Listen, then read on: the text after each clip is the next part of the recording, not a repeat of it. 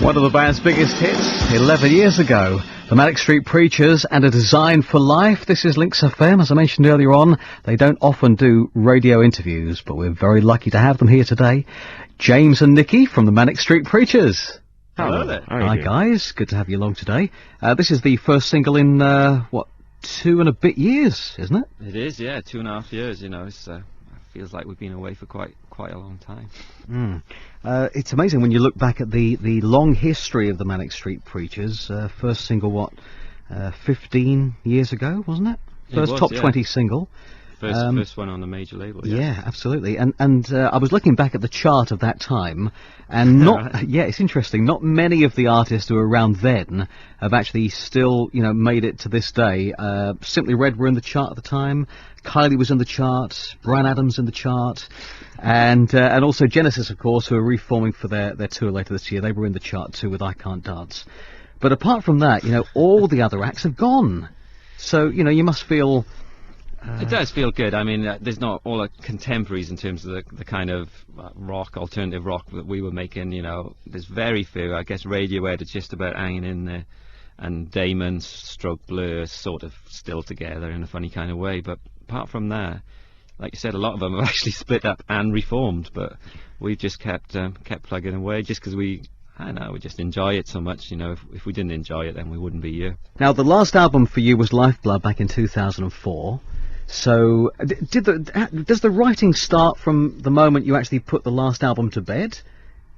It does, actually. You might take the shortest of breaks, but usually when you know that you're not going to do any more tours on an album campaign, you really start thinking about the songs that you've got to write for the next record.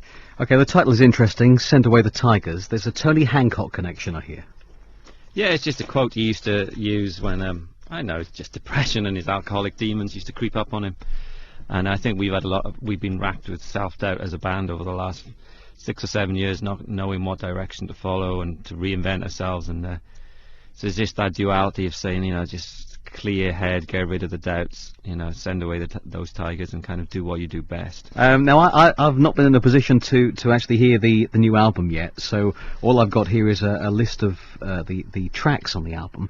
And some people always say that not necessarily the first single is the best track on the album. I don't know whether you're going to say yes or no. What's your thoughts on that? I think maybe the opposite with this. I think that it's done with Nina from the Cardigans, and it's just worked out perfectly. I kind of think it is, in a lot of ways, the best track on the album.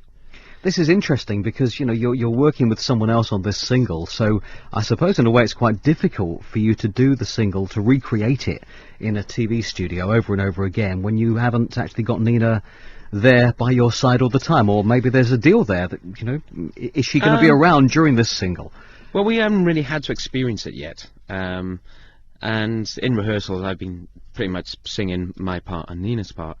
And I think she's probably going to come over and do a couple of festivals with us, like when we play Glastonbury. I'm sure she'll come on stage and sing her part. But it's kind of strange, I kind of it's not a stretch for me to sing her part because I've kind of got a bit of a girly soprano voice, so it's I don't think that'll be too much of a challenge for me. But the most surprising thing for us was that kind of somebody could actually sing in our band and just sound part of it. I think that was kind of a really good experience for us. Absolutely, yeah. Now the song was actually recorded in New York, I hear. So have you been friends with Nina for a long time? How did that collaboration work? The actual song, most of the song was recorded in Ireland, and then our last day in the studio there, I flew over to New York to get her vocal on the track. I think I'd met her about 3 times before that. Basically, your paths cross with lots of other acts when you play European festivals down the years. And we'd always kind of stood on the side of the stage and watched the Cardigans when we'd been playing on the same bill in European festivals. So perhaps she just thought we were kind of a bunch of stalkers up until then, I'm not sure, because we'd always be on the side of the stage watching them play live. But this was the first time we'd properly kind of, talked to each other and just kind of interacted as musicians, man. I've got a feeling the 13 top 10 singles will be sort of added to over the summer. Obviously this one's going to be, it's going to be top 10. Possibly even a number 1. Have you thought about that? No. You don't think so? We don't aim for that kind of number anymore. Don't tell me you wouldn't. Yeah, I mean, you wouldn't accept. You definitely accept it, wouldn't you? Let's face it. I mean, we're not one of those bands who shy away from it. You know, from day one, we always wanted to be the biggest band in the universe, but we just want people to hear us again. We want the people who loved us originally, to fall in love with us again, because we fell in love with being in a band again. I suppose if you're going for the kind of little sports analogy, we're kind of looking for a sneaky Tottenham-esque FA Cup win rather than the Champions League. Nicely put, yeah.